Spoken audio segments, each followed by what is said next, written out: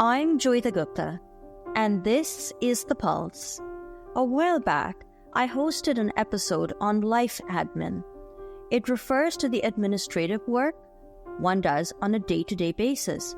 Filing taxes, booking travel, tracking your expenses. You get the gist. But we also know that if one has a disability, the amount of life admin absolutely balloons. Getting on wait lists, applying for funding, arranging caregivers, contacting specialists, keeping track of medical appointments and test results. Doing disability admin can become a full-time job in and of itself. Then, no two provinces are exactly the same. And if a disabled person moves from one part of the country to another, you are basically starting from scratch. So, the question begs to be asked, is there a better way? Today, we discuss a proposed National Disability Insurance Plan. It's time to put your finger on the pulse.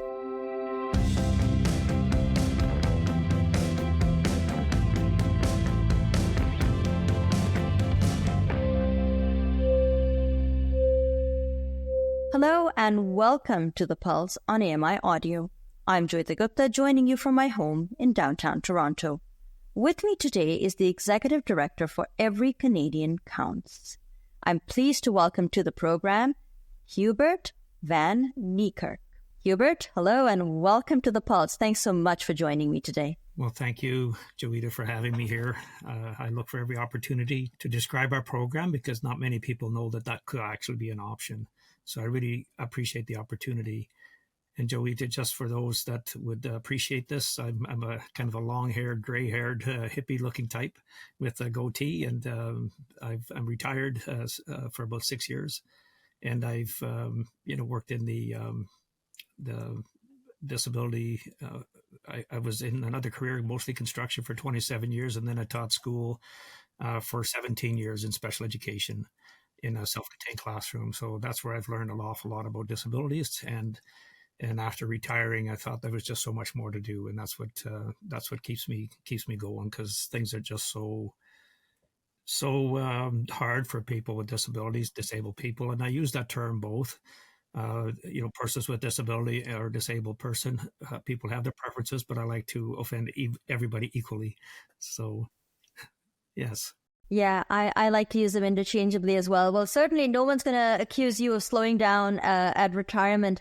We're talking today about a National Disability Insurance Plan. Now, we should mention this isn't an actual thing right now, but you would very much like it to be. What are you proposing? Yeah, in a sentence, what it is it would be a publicly funded national disability insurance program for all people with long-term and chronic disabilities.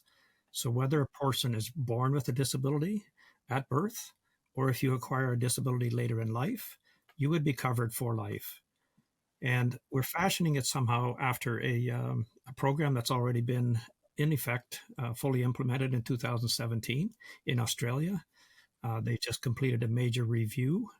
So we have the wonderful opportunity to look back at what they did and what they did wrong, and create our own Made in Canada plan, not just using Australia's model, but also other countries as well. Finland and Switzerland have done some great things as well. Just expand on a little bit for me before we turn to the Australian model in particular.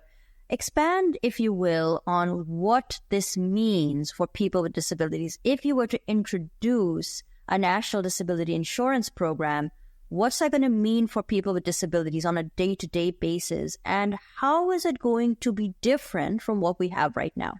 Yeah, it basically would include everything that's not included today. So how it is different, so the family would get support. There would be paid caregiving. There would be, it is based on need and not even necessarily on diagnosis. So a good example, I think, is if somebody's born with a disability, very quickly they're put in touch with somebody from the National Disability Insurance Program, and given direction as to which way to go and what to do. So the support is there from day one. The funding for it, quite often people will ask, well, how is it funded? And perhaps I'm jumping around a little bit, Joeita, so just cut me off if you will. But the funding for it is actually, when it was done in Australia, about, I think it was 83% of the population voted for it in a referendum, knowing that it would cost them more money, knowing that their taxes would have to pay for this. So it didn't come out of any existing funds. So when I do get pushback from politicians, well, how are we going to pay for it? We can't pay for it. It's not in the budget. We simply say, I know it's not in the budget. We're going to create a bigger budget. And in a referendum, all the people, or 83% of the people of the population, voted for it, knowing full well it was going to cost them more money. It was also approved by all governments. All political parties voted for it unanimously. So it's just basically what I'm trying to do, and other people are trying to do, is get the education out there so that people know that this could actually be an option, because everybody can be, at a moment's notice, be disabled. And once people know that, they're willing to pay a little bit extra, just like they do for other insurances. Yes, absolutely. OAS, CPP, all kinds of social welfare programs, and everybody pays into them. So do you see this supplementing something like, because every province in Canada has a social assistance regime, and a lot of social assistance programs will have the income support, but they'll also have other kinds of support, health and dental benefits being one of them, or they'll pay for some assistive devices or supports and services. Do you see the national program working in concert with the provincial programs, or do you see it replacing existing provincial programs? I think mostly it would work in concert with. It doesn't get rid of the responsibility of the provinces. In Australia, it was the states. They can support different things. So ours is for basically what we're talking about is long-term chronic disabilities. So existing services need to stay in place. It's not meant to, be cutting anything off. It would be to work things out, which they had to do in Australia as well. They had to work things out with the states and come up with a solution. And they did. And so there's so many things, including private insurance, and so many things that do need to be worked out, and how they will play out in the end. But it was also led sort of by government, like people banded together and were looking for something different. And it was actually Bill Shorten, the minister at the time, and is still involved, brought people together, and that's where they started every Australian count. So we use every Canadian counts, but it was actually kind of at the insistence of government, after the government went around the country to see how things were not good in the disability world, and concluded that something had to be done. That's where the sort of the founding the dream of something better came up. What I said in my opening remarks was the administration involved with living with a disability. You are dealing with often different levels of government. You're dealing with a plethora of service providers, and you can spend a lot of time just managing services and programming and income supports for your disability. Would one advantage of the National Disability Insurance Program be that it would essentially become a one-stop shop, and you would take all of that bureaucracy out of the equation? It would take a lot of the bureaucracy out. It would get rid of a lot of the waiting lists. And also, it's transportable across the country. So if you do want to move to a different province, you can go, and the thing comes with you. You don't have to wait for 3 months or 6 months to be able to reapply and go on another waiting list for services. So a lot of duplication would be gone. You would be assessed for what your needs are, and that would stay with you. And it's calculated for life. So if you're born with a disability, they figure, okay, this is going to be with you for life. So it's like a separate fund, held separately, like Canada Pension Plan. So and like any insurance type of plan, if you need it, it's there. So it does get rid of a lot of the bureaucracy. Yes. You mentioned the family as well, and I can see how if we had something like the National Disability Insurance Plan, or the I guess it's the NDIP. Are we using acronyms yet? Is it at the stage where we're using acronyms, or? Yes, it is. But I hate acronyms myself. So, so for everyone's peace of mind, I'll just stick with National Disability Insurance Plan, shall I? One of the things you mentioned earlier on, which I'm intrigued by, is the fact that this might actually make life easier for families. And I can certainly see how, let's say you're the parent of a child with a disability and you're not having to run from pillar to post to figure out services and programmings, can save parents a lot of time. But are there other benefits for the families and for caregivers, often informal caregivers at that, that maybe I'm not thinking about? Yeah, I think the big part is it's paid caregiving. So a parent is still expected to do what we would normally expected to do of a non-disabled child, but other services would be included. So in most cases, it's the woman that would quit her job to take care of the infant that has the disability. Now this person is able to go back to work, uh, start paying income tax again, start paying into the Canada pension plan. So when that person retires, they actually have a pension plan. So it's so helpful. So people that have disabilities, their caregivers, almost always unpaid, are very isolated, and the costs are so much higher than what is available. And so the family gets to kind of go back to a bit of normalcy and be able to maintain. So, and then the person who has the disability, as they get to be of age to work, they would have support in preparing for work and independent living skills, those types of things. A lot also would happen.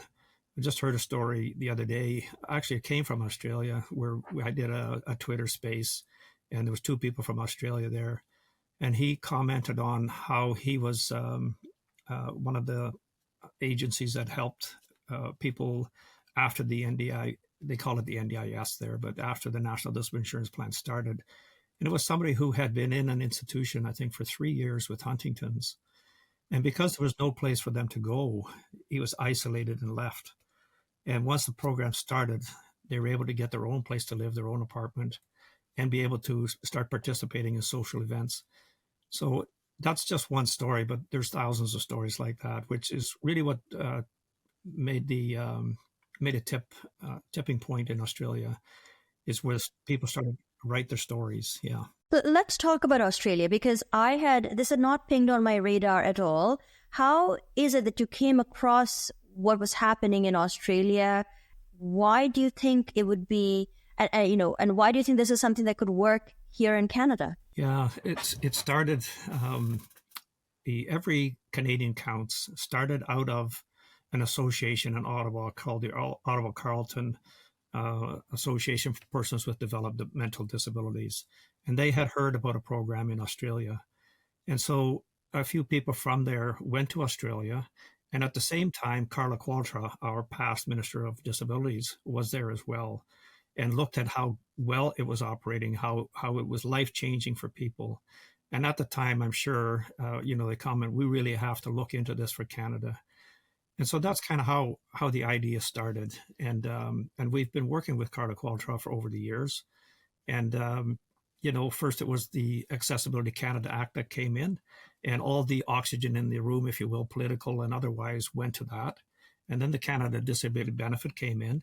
So it kind of pushed our agenda to the side. Now that the Canada Disability Benefit is in and very, very poorly done, we spent a lot of time on that as well, as every Canadian Counts in the Disability Inclusion Action Plan. And part of that was the financial pillar where we talked about the Canada Disability Benefit.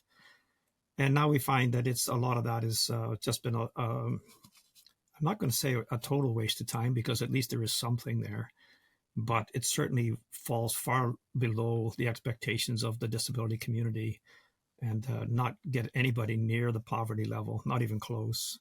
So it does very little. And whereas our plan, it's, those on disability would get the support to have, to sort of call it reasonable and necessary, the terminology they do use in Australia, to give people a dignified life, to be able to live like everybody else, go to a movie, go to a ball game, go to the mall, do things that everybody else does. So it's basically whatever is reasonable and necessary, you get assessed. And whether that's $200,000 or $300,000 a year, the chairman of our board is Jonathan Marchand, who falls into that category. He's a quadriplegic. And he was in a long-term care home for 9 years against his will, because there was no place for him. As a young person, he didn't want to stay there. Yes, I remember reading about this, yes. Yes, and so he really is able to drive home the message of how things are not done properly. And finally, he caged himself in. His friends built a chain link fence, and he put himself in there for 5 days until the politician came to talk to him. And now he is on a pilot project and with his own place. He can eat when he wants to. He can go to the bathroom when he needs to. And that's the type of life that we're looking for people with disabilities. And whatever the cost, whatever makes it reasonable and necessary, whether it's home modifications, vehicles, equipment, it's all put into the parcel of what a person needs to live a dignified life. One of the things I was looking at when I was looking at some recent Statistics Canada data is that the rate of disability in Canada has actually gone up. It used to be 22%. That was a number that we would put out often on air when I started working here in 2016, and fast forward another 8 years. And now it's closer to 27%. And actually, the largest increase in the rate of disability is amongst the youth. Is that something that you feel a national disability insurance program can be attuned to? The reality that, many people who are with disabilities are in fact young people. And it is there that such a proposed program would have the greatest impact. Yeah, you speak into a great point here. In Australia, there's right now 600,000 people that are on the plan. 375,000 had never been on any kind of social assistance before. And most of those are young people that now are being diagnosed at an earlier age and being able to get the support they need through a long-term plan.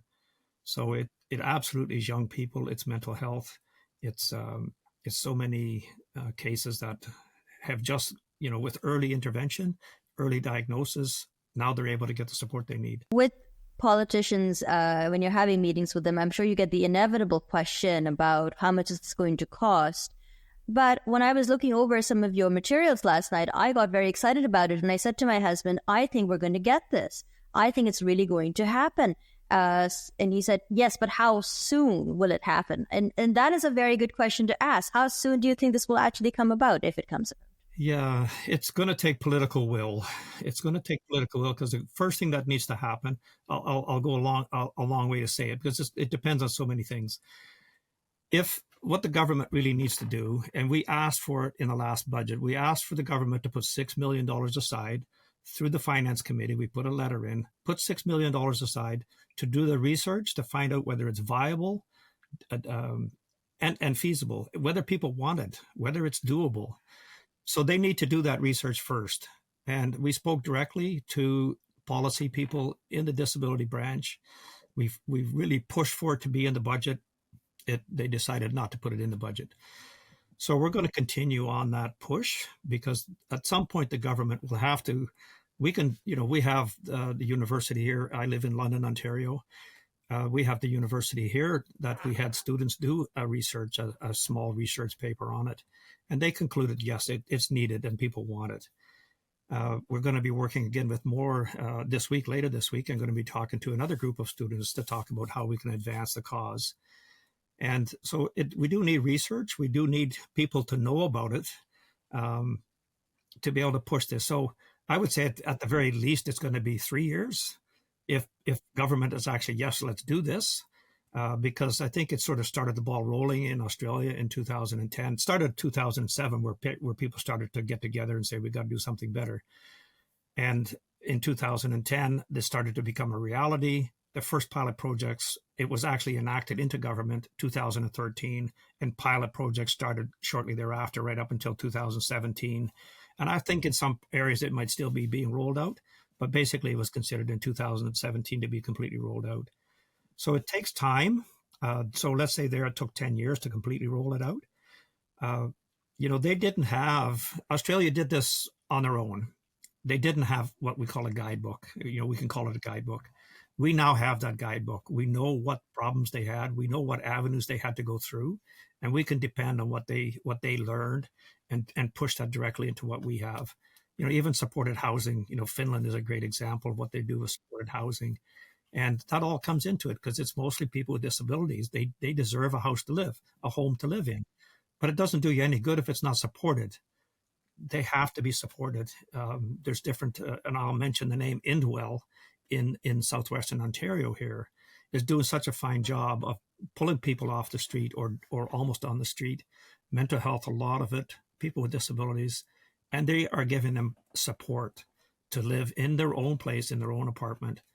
And it's working very, very well. So we have the potential. I think those would all be part and parcel. When I spoke to somebody from there the other day now, because they have to do the fundraising, they have to get the money from someplace and all these things. So wouldn't it be nice if each individual you're working with came with their own money? So they would be assessed for what they need. They need housing, they need mental care, they need whatever they need. They would come with that money. And his eyes kind of say that would be kind of nice, because now they have to fight for the money. And so many organizations and so many people across the country, organizations are fighting for that little piece of pie to be able to support their organization, to support the people that they, supposedly and mostly do support their people with disabilities. However, and I don't have an exact number on this, but it's estimated from what people I've spoken to, between 80 and 90% of people do not belong to any organization. They're individuals with a disability, so they're not being heard when it comes to sitting at the table, at the round tables that have gone over the last couple of years with the Canada Disability Benefit. Very few of them are at the table, and they weren't listened to. They weren't responded to at all. So we need to hear people with the lived experience. Yes, absolutely. Though one other thing that jumps to mind when you think about Canada, if you look at the carbon tax, complete furor between the federal government and the provinces. You take healthcare, and no one seems to be able to agree on anything except for the fact that they can't agree on anything. What is your view of the provincial-federal relationship? And I'm even going to throw in the municipal government. So, if we're going to implement this in Canada, let's be realistic. What you're really looking at is all three levels of government working together. And if you'll allow me to editorialize, we don't have the best track record of making that happen in this country. How do you propose we implement this in a way that it doesn't get completely snarled up? Yes. Again, I have to go back to the Australian experience, because they had it almost exactly the same way as we have it now. They had all the different levels and they had all the different problems. So we needed kind of starting it in a sense from the top, where we say, people, we're not going to argue about this. We're doing it. So get used to it, because this is happening. So they sort of forced everybody to come to the table and get it done. And that was organizations as well that have different ideals. But different levels of government had to get together. They legislated it, and all the political parties voted for it. Like even the Canada Disability Benefit, all the political parties voted for it. So it can happen. And you can do it also with a majority government, but it's so much nicer when all of government does it. Who is going to stand in the way? Which government is going to say, we're not going to support this because we think people with disabilities have enough. They don't need any more. That would be suicidal. So I think once the constituency gets a hold of this, once people start to talk about it, it's basically a no-brainer. Joeita, I'm so pleased when you said, when you spoke to your husband, we said, oh, we need this. We got to have this, Well, this is what we need everybody in the country to say. So it's not just people with disability. It's people that do not have a disability, but there's almost nobody that you can talk to that doesn't know somebody that has a disability, whether it's a nephew or, it's somebody has a disability. So the general public needs to buy into this as well. And be able to, when it comes to a referendum, I'm assuming it will come to a referendum at some point. But even if it doesn't, the people need to want this. People need to say, this is the right thing to do. If people want to get involved or learn more about the National Disability Insurance Program, the proposals that you have on the table, where can they go? And what are some of the ways in which we can disseminate the word and get people to be more involved? Because I am really impressed by the 83%, the 83% of support from the entire population in Australia. That's a remarkable number. So how do we get Canada to that place? Well, you got to shout real loud, Joeita. Get lots of people following. I was with a group last night. They call it a coffee chat. The New Brunswick Coalition for Persons with Disabilities, a wonderful, wonderful association where I can talk to these people. So they now understand. I think that was my third meeting with them. I had a 3-hour Twitter chat talking to people across the country the other day. Now, it wasn't well attended, but about 21 people, I think, attended. A lot of people that had never heard of this before. So, we're speaking to a real interested group in British Columbia right now, who might even try to do something on a pilot basis in British Columbia, with Every Canadian Counts. But maybe starting in a province instead of trying to do it globally, and do the research in their own province to see, would something like this work in this province? So perhaps get funding for support, for research money to actually get the government to start buying into this. So another group I met with, several disability associations that are together in Alberta that I met with, and pitched our idea. We were at the Liberal convention a year ago, actually I think it's exactly a year ago, where we were pushing for this. And there was actually 6 electoral district associations on the Liberal Party that voted 100% for this. And that included people from Saskatchewan, Ottawa area, different whole associations voted for it. So it's getting the word out there, getting people educated as much as we can, and staying active. I'm meeting 2 or 3 times at least a week with different groups and members of parliament, MPPs as well from the provincial level. I've spoken to several of those. We do have, I think once it starts, I think this actually will start to roll quickly because people will see the benefit. Can you direct us to your website or social media where people can keep up with developments, and if there was ever a petition to sign to make this happen, where they might go and sign the petition? Yeah. We don't have a petition as such, but we do have a place where you can sign on our website to say that you agree with the National Disability Insurance Plan. And that's under everycanadiancounts.com. And if you go under support, it'll just say sign here for a thing. So that's the simplest way. I think we only have like 460, but we're not actively seeking signatures. But at some point, it'll come to a petition. But right now, we just wanted to show that we do have support on our website. So our website does tell a lot. There's newsletters there. So everycanadiancounts.com. If you want to speak to me personally, I could put my name in there, but the easiest way to get to me, because they're forwarded to me, is info@everycanadiancounts.com. We are on, I still call it Twitter. I hate calling it X. We are there as well. If you look under Every Canadian Counts, it should pop up. Same thing on Facebook, also on LinkedIn, Instagram. And we are, trying to stay active. We swore off of Twitter X for a while because, we didn't really think it was a good idea to support somebody who was cutting all the jobs for disabled people on their platform. But at the same time, it's where a lot of the disabled people, persons with disability, are able to put their voice out. And there's very few other platforms that allow that.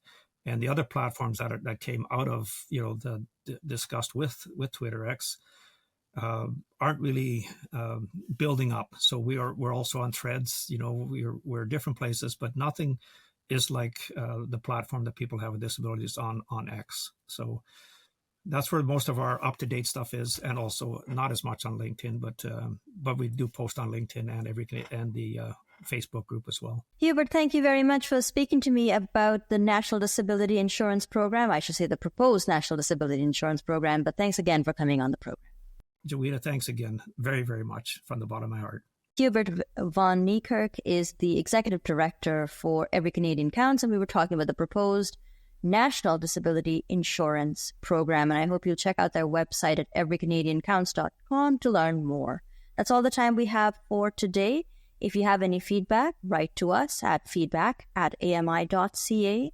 You can give us a call at 1-866-509-4545. That's 1-866-509-4545. And don't forget to leave permission to play the voicemail on the program.